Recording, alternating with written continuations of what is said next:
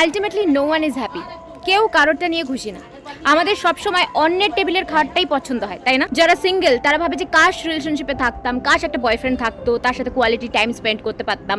আবার যারা রিলেশনশিপে থাকে তারা ভাবে যে কাশ সিঙ্গেল হতাম, সিঙ্গেল লাইফই মাস্ট। যখন আমরা ছোট থাকি তখন আমরা ভাবি যে কত তাড়াতাড়ি বড় হব, বড়দের কত মজা। যখন আমরা বড় হয়ে যাই তখন ভাবি যে ইস, কাশ আমরা আবার ছোটবেলায় ফিরে যেতে পারতাম। যারা বেকার তারা একটা চাকরি পাওয়ার জন্য কত চেষ্টা করে, কত পরিশ্রম করে। যারা চাকরি করে তাদেরকে জিজ্ঞেস করো চাকরি লাইফটা কত বোরিং। প্রত্যেকদিন সকালবেলা অফিস যেতে কার ভাল লাগে? যারা জয়েন্ট ফ্যামিলিতে থাকে তারা ভাবে যে কাশ একটু প্রাইভেসি পেতাম, কাশ একটু একা থাকতে পারতাম।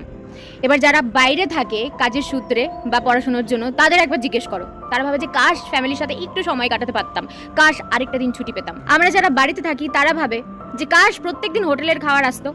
যারা বাইরে থাকে তারা ভাবে যে কাশ প্রত্যেকদিন একটু বাড়ির খাবার পেতাম, মায়ের রান্না পেতাম। সাধারণ মানুষ পপুলার হতে চায়, তারা চায় যে লোকে তাদের চিনুক। যারা পপুলার